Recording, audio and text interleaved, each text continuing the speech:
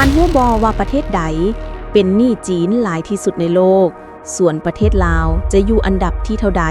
มาเบิ่งกันเลยอันดับที่ 5 ประเทศเคนยาเป็นหนี้ประมาณ 244,000 ล้านบาทเพื่อใช้ในการสร้างโครงสร้างพื้นฐานเช่นว่าทางรถไฟและโครงการพลังงานอันดับที่ 4 ประเทศเอธิโอเปียเป็นหนี้ประมาณ 227,400 ล้านบาทส่วนใหญ่แม่นใช้สร้างทางรถไฟ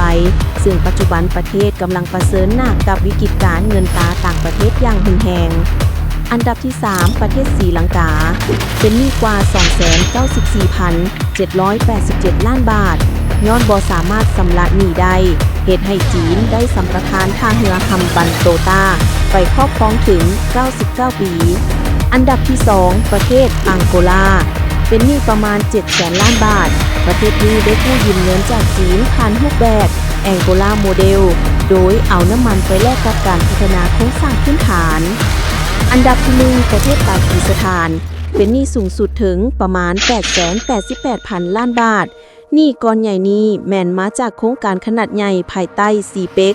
ระเบียงเศรษฐกิจจีนปากีสถานส่วนประเทศลาวถูกจัดอยู่ในอันดับที่ 8 ประเทศที่เป็นหนี้ประเทศจีนหลายที่สุดในโลกมูลค่าหนี้ประมาณ 196,100 ล้านบาท